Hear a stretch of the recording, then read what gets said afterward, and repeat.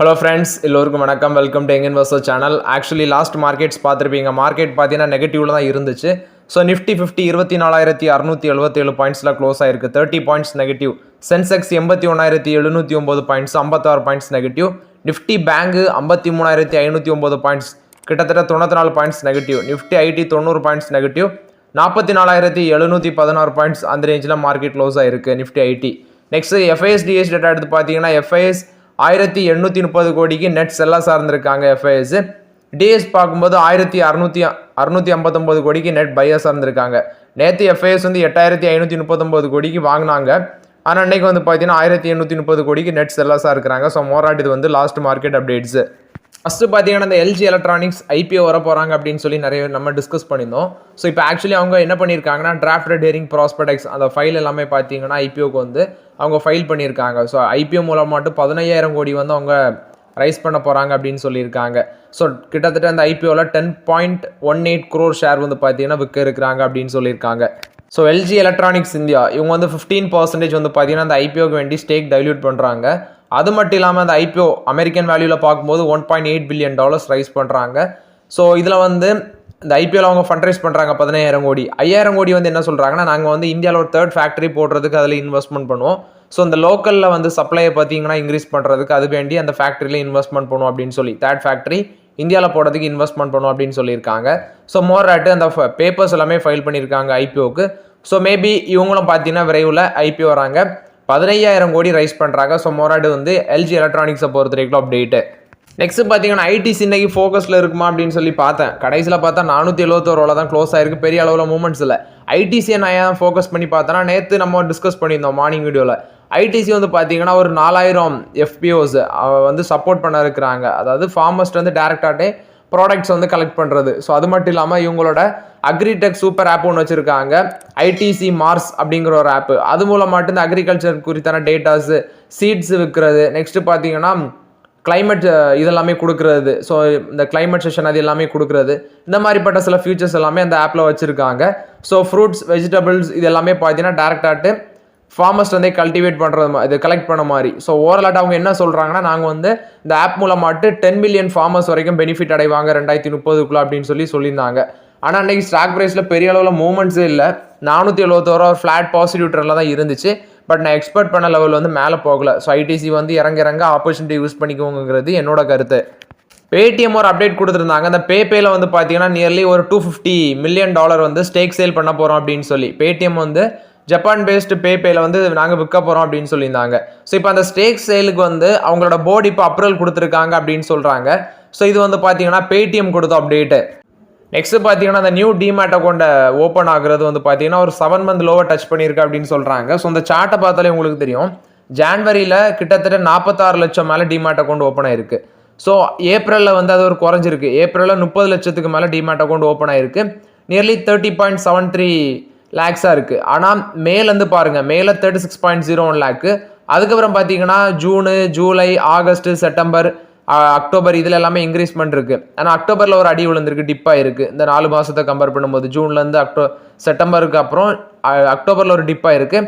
So இப்போ நவம்பர்லேயும் பார்த்தீங்கன்னா ஒரு டிப்பாக இருக்குது. ஸோ ஓவராலாக ஒரு 7 month லோவர் டிமேட் அக்கௌண்ட் குறைஞ்சிருக்கு புதுசாக ஓப்பன் பண்ணுறது அப்படின்னு சொல்கிறாங்க. ஆக்சுவலி டிமேட் அக்கௌண்ட் நம்ம இதில் நிறைய டிமேட் அக்கௌண்ட் புதுசாக ஓப்பன் பண்ணுறாங்க, எல்லாம் ஓகே தான். ஆனால் நிறைய இன்வெஸ்டர்ஸ் பார்த்தீங்கன்னா ரீட்டைல் இன்வெஸ்டர்ஸாக தான் இருக்கிறோம் இந்தியாவில். அது மட்டும் இல்லாமல் நிறைய பேர் நான்லாம் 18 வயசு இருக்கும் எனக்குலாம். அந்த காலேஜ் படிக்கிற சமயத்தில் நான் என்ன பண்ணுவேன்னா இந்த இந்த க்ரோ நெக்ஸ்ட் அப்ஸ்டாக்ஸு, ஏஞ்சல் இந்த மாதிரிப்பட்ட டிமேட் அக்கௌண்ட்லாம் பார்த்தீங்கன்னா ரெஃபர் பண்ணாலே ஒரு அக்கௌண்ட்டுக்கு 300 400 தருவாங்க. அதே மாதிரி 5 பைசா. ஸோ நான் காலேஜ்லலாம் அப்படி தான் நல்லா காசு பார்த்தேன். ஸோ அது மாதிரியே நிறைய பேர் ஓப்பன் பண்ணுறாங்க. ஸோ அதனாலே டிமேட் அக்கௌண்ட் ஓப்பன் பண்ணுற எல்லாருமே இன்வெஸ்ட்மெண்ட் பண்ணுறாங்கன்னு கிடையாது. ஸோ நிறைய பேர் இதுக்கு வேண்டிய டிமேட் அக்கௌண்ட் ஓப்பன் பண்ணுறாங்க. நானும் ஒரு காலத்தில் இப்படி இருந்தேன், அதனால நான் உங்கள்கிட்ட சொல்கிறேன். நெக்ஸ்ட்டு பார்த்தீங்கன்னா இந்த ஸ்டாக்ஸ் இன்னைக்கு பெர்ஃபார்மன்ஸ் பண்ணது வேதாந்தா இன்னைக்கு ஒரு நல்ல பெர்ஃபார்மன்ஸ். அது ஒடிசாவில் அவங்களோட இன்வெஸ்ட்மெண்ட் பிளான் அதை பேஸ் பண்ணி ஏற்றிருக்காங்க. ஐஆர்எஃப்சி ரொம்ப நாளுக்கு அப்புறம் நல்ல ஒரு பெர்ஃபார்மன்ஸ். மறுபடியும் பார்த்தீங்கன்னா அவங்க விட்ட லெவலில் பிடிப்பாங்க போல் இருக்குது. ஸோ வெயிட் பண்ணி பார்க்கலாம். நான் 138 ரூபா வாங்கினேன், இப்போ கொஞ்சம் மேலே படிப்படியாக வருது. நெக்ஸ்ட்டு என்ஹெச்பிசி இது இப்போதைக்கு அவாய்ட் பண்ணுறது தான் பெட்டரு. டாடா மோட்டர்ஸ் இன்னைக்கு 3% ஏற்றிருக்காங்க ரொம்ப நாளுக்கு அப்புறம். 816 ரூபா இருக்குது. நம்ம 750 அந்த ரேஞ்செலாம் இருக்கும்போது ரொம்ப நாளாகவே டிஸ்கஸ் பண்ணிட்டு தான் இருந்தோம். டாடா மோட்டர்ஸ் இன்னைக்கு 3.5% கிட்ட ஏற்றிருக்காங்க. நெக்ஸ்ட் பாலிசி பசார், ஜூபிலியன் ஃபுட், ஆர்விஎன்எல், டெல், ஹிவரி இந்த ஸ்டாக்ஸ் எல்லாம் ஒரு நல்ல பெர்ஃபார்மன்ஸ். இதில் ட்ராக் பண்ணுறதுல பார்த்தீங்கன்னா இவங்க ஆர்விஎன்எல் மறுபடியும் 464 ரூபா வந்துட்டுவாங்க. நம்ம எக்ஸ்பெக்ட் பண்ணுற லெவல் அது போகவே போகாது போல் இருக்குது. ரொம்ப நாளாக ட்ராக் பண்ணிட்டு இருக்கோம். பட் அதை வந்து 400 ரூபாய் பிரேக் பண்ணி கீழே போன பாடே இல்லை. நெக்ஸ்ட்டு எம்சிஎக்ஸ் இன்றைக்கி 6% ஏற்றிருக்காங்க. ஸோ அதுக்கு ரீசன்ஸ் பார்க்கும்போது அதில் ஹெவி வால்யூம்ஸ்னா ஸ்டாக் அதிக அளவு பார்த்தீங்கன்னா கை மாறும். அதை பேஸ் பண்ணி இன்றைக்கி 6% ஏற்றிருக்காங்க. அது மாதிரி ஐடி லிமிடெட் அதுவும் பார்த்தீங்கன்னா 13% மேலே ரேலியாக இருக்குது. 321 ரூபாய் க்ளோஸ் ஆயிருந்துச்சு. ஸோ இதுவும் பார்த்தீங்கன்னா அந்த வால்யூம்ஸ் பேஸ் பண்ணி அதிக அளவில் ஸ்டாக் ட்ரேட் பேசிஸ்லாம் தான் அதுவும் ஏற்றிருக்காங்க. ஸோ இன்னைக்கு கீழே விழுந்ததில் ரிலையன்ஸ் வந்து அடி வாங்கியிருக்கு. ரிலையன்ஸ் 1311 ரூபாய் இருக்குது. ஸோ ரிலையன்ஸில் இப்போதைக்கு வெயிட் பண்ணுறது தான் பெட்டருங்கிறது என்னோட கருத்து. ஏஷியன் பெயிண்ட்ஸ், பிடிலைட் இண்டஸ்ட்ரீஸ் இது எல்லாமே ஓவர் வேல்யூட் ஸ்டாக்கு. இப்போதைக்கு நம்ம ஒதுங்கி தான் இருக்க முடியும்.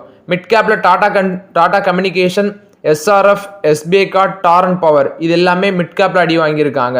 ஸ்மால் கேப் எடுத்து பார்த்தீங்கன்னா Aavas, Welspun living, Ramco cement, Aadhaar HFC இந்த 4 ஸ்டாக்கும் ஸ்மால் கேப்பில் அடி வாங்கியிருக்கும் ஒரு ஆல்ட்டு. ஸோ மார்க்கெட் செக்டார் வைஸ் பார்க்கும்போது மெட்டல் செக்மெண்ட் தான் ஃபர்ஸ்ட் பிளேஸில் அன்றைக்கி பாசிட்டிவ்ல இருந்துச்சு லாஸ்ட் மார்க்கெட்டில். Consumer, infra, PSC, auto, finance, energy, PSU bank, services, reality, banking, media, pharma இது எல்லாமே பாசிட்டிவ். டெக்னாலஜி அண்ட் சிமெண்ட் இந்த 2 செக்டாரும் நெகட்டிவ்ல இருந்துச்சு. ஓவரால்ட்டு மார்க்கெட் வந்து ரத்தாறு ஓடினாலும் பெரிய அளவில் ரத்தாரில் ஒரு நெகட்டிவ்னு சொல்லலாம். நெகட்டிவ்ல இருந்தாலும் என்னோட போர்ட்ஃபோலியோ பாசிட்டிவ்ல தான் இருந்துச்சு. உங்களோட போர்ட்ஃபோலியோ என்ன கண்டிஷன் சொல்லி கமெண்ட்ல சொல்லுங்க. நெக்ஸ்ட் பார்த்தீங்கன்னா லார்சன் அண்ட் டியூபர்ல வந்த அப்டேட். உங்களுக்கு எதிராட்டு ஒரு 702 கோடி வேல்யூ உள்ள கஸ்டம்ஸ் டியூட்டி டிமாண்ட் அந்த கேஸ் வந்து ஒன்று இருந்திருக்கு. 702 கோடி கஸ்டம் டியூட்டியில் வந்து பார்த்தீங்கன்னா இவங்கள்ட்ட டிமாண்ட் பண்ணியிருக்காங்க. ஸோ அதுக்கு எதிராட்டு central excise and service tax appellate tribunal அதில் வந்து இவங்க வந்து முறையிட்டிருக்காங்க. ஸோ இப்போ அந்த இதை வந்து ஸ்குவாஷ் பண்ணிட்டாங்க. அந்த 702 கோடி வேல்யூவில் கஸ்டம் டிமாண்டை வந்து ஸ்குவாஷ் பண்ணி இந்த ட்ரிபியூனல் கேஸை வந்து லார்சன் அண்ட் டியூபோ பார்த்தீங்கன்னா வின் பண்ணியிருக்காங்க. ஸோ மோராட் இது வந்து லார்சன் அண்ட் டியூபோவை பொறுத்த வரைக்கும் ஒரு பாசிட்டிவ் அப்டேட்டு. நெக்ஸ்ட் ஓவராலாட்டி இப்போ என்ன ட்ரெண்ட் போயிட்டு இருக்குன்னா எல்லா மோட்டார் கம்பெனியுமே வந்து நாங்கள் ப்ரைஸை ஹைக் பண்ண போகிறோம் அப்படின்னு சொல்லி ஆக்சுவலி டாடா மோட்டார்ஸ் மொதல் அனௌன்ஸ்மெண்ட் பண்ணாங்க. நெக்ஸ்ட் மாருதி சுசுகி நாங்களும் ஹைக் பண்ண போகிறோம் அப்படின்னு சொல்லிட்டாங்க. மாருதி சுசுகி என்ன சொன்னாங்கன்னா நாங்கள் 4% வரைக்கும் ப்ரைஸ் ஹைக் பண்ணுவோம் எல்லா கார்ஸுக்கும் அப்படின்னு சொல்லிட்டாங்க. நெக்ஸ்ட் JSW மோட்டார்ஸ் இப்போ சொல்லியிருக்காங்க நாங்கள் 3% வரைக்கும் ப்ரைஸ் ஹைக் பண்ண போகிறோம் ஜனவரிலேருந்து அப்படின்னு சொல்லிட்டாங்க. ஸோ ஓவராலாட்டி இவங்க சொல்கிற மேஜர் ரீசன் பார்க்கும்போது இன்புட் காஸ்ட் அதிகரிச்சதுனால பார்த்தீங்கன்னா ப்ளஸ் வந்து அதர் எக்ஸ்டர்னல் ஃபேக்டர்ஸ் இதெல்லாமே பேஸ் பண்ணி காரோட ப்ரைஸ் வந்து இனி இன்க்ரீஸ் ஆக போகுது. அடுத்த வருஷத்துலேருந்து மோஸ்ட் ஆஃப் த கார் கம்பெனிஸோட ப்ரைஸ் இன்க்ரீஸ் ஆகும். இப்போதைக்கு Maruti Suzuki, JSW motors, Tata motors இவங்க எல்லாமே அனௌன்ஸ் பண்ணிட்டாங்க. படிப்படியாக இருக்கிற ரிமைனிங் கம்பெனிஸ் எல்லாமே அனௌன்ஸ்மெண்ட் பண்ணுவாங்க. ஸோ மோராட் இது வந்து ஆட்டோமோட்டிவ் கம்பெனிஸை பொறுத்த வரைக்கும் அப்டேட்டு. நெக்ஸ்ட் பார்த்தீங்கன்னா அல்ட்ராடெக் சிமெண்ட்ல வந்து அப்டேட்டு. ஸோ அல்ட்ராடெக் சிமெண்ட் வந்து பார்த்தீங்கன்னா இவங்க இந்தியன் சிமெண்ட்ஸ் வந்து அக்யூசியேஷன் பண்ண போகிறோம் அப்படின்னு சொல்லியிருந்தாங்க. எவ்வளோன்னு பார்க்கும்போது கிட்டத்தட்ட 3000 கோடிக்கு மேலே உண்டு. அது exact value 32.72% of the stake Indian சிமெண்ட்ஸில் நாங்கள் அக்யூசியேஷன் பண்ண போகிறோன்ட்டு ஜூலை 28 சொன்னாங்க. ஸோ அது வந்து ப்ரொமோட்டர் அண்ட் அதர் அசோசியேட்ஸ் தான் அவங்க அக்யூசியேஷன் பண்ணுறாங்க 3954 கோடிக்கு. இப்போ இவங்களுக்கு காம்படிஷன் கமிஷன் ஆஃப் இந்தியாவிலேருந்து ஒரு நோட்டீஸ் வந்திருக்கு அப்படின்னு சொல்கிறாங்க. காம்படிஷன் ஆக்ட் 2002 அதுபடி ஸோ அந்த அக்யூசியேஷன் சம்மந்தமாக சில இன்வெஸ்டிகேஷன் அப்படின்னு சொல்கிறாங்க.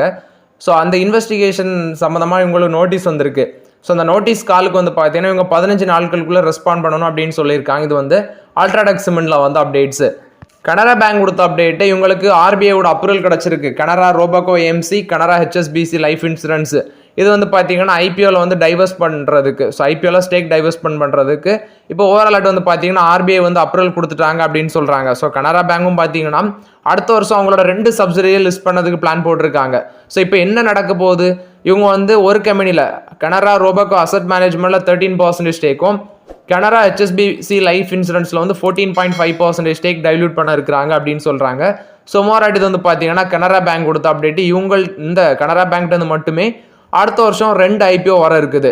நெக்ஸ்ட் டாடா பவர் என்ன சொல்கிறாங்கன்னா நாங்கள் ஒரு 1.46 lakh crore வந்து இன்வெஸ்ட்மெண்ட் பண்ண இருக்கிறோம் அப்படின்னு சொல்கிறாங்க. 2030 32 gigawatt பவர் கெப்பாசிட்டி அட்டைன் பண்ணணும் அப்படின்னு சொல்கிறாங்க. இது வந்து அந்த கம்பெனியோட CEO இருக்கிற பிரவீன் சின்ஹா அவர் தான் அந்த அப்டேட்டை கொடுக்குறாங்க. ஸோ இப்போ அவங்களோட இன்ஸ்டால் கெப்பாசிட்டி 15.6 gigawatt இருக்குது. ரினோவபிள்ஸில் 6.7 gigawatt வச்சுருக்காங்க. ஸோ இது வந்து ரீசெண்டாக திருநெல்வேலியில் கூட பார்த்தீங்கன்னா ஒரு செல் மாடியூல் பிளான் போட்டாங்க. விரைவில் இன்னும் கம்பெனியை எக்ஸ்பேண்ட் பண்ணும் அப்படின்னு சொல்கிறாங்க. இது வந்து டாடா பவர் கொடுத்த update.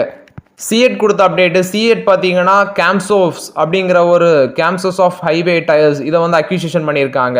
கேம்சோஸ் of highway tyres and அவங்களோட ட்ராக் பிஸ்னஸ் வந்து பார்த்தீங்கன்னா அக்யூசியேஷன் பண்ணுறாங்க. யார்கிட்ட வாங்குறாங்கன்னா மைக்லின் அவங்கள்ட்ட வாங்குறாங்க. $225 மில்லியன் வாங்குறாங்க அப்படின்னு சொல்கிறாங்க.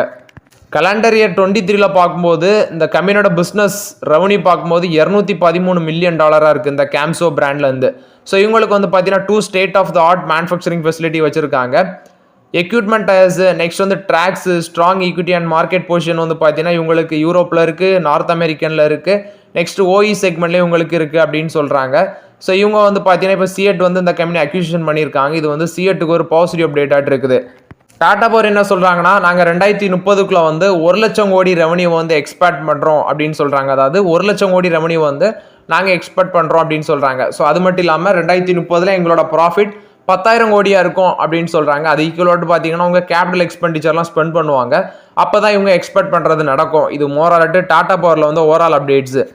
அட்வைட் இன்ஃப்ராடெக் இன்னைக்கு 5% அப்பர் சர்க்யூட் அடிச்சாங்க. ஸோ ஆக்சுவலி உங்களுக்கு ஒரு பவர் டிரான்ஸ்மிஷன் ஆர்டர் கிடச்சிருக்கு. அதை பேஸ் பண்ணி பார்த்தீங்கன்னா அன்னைக்கு அட்வைட் இன்ஃப்ராடெக் வந்து 5% அப்பர் சர்க்யூட் அடிச்சிருக்கு.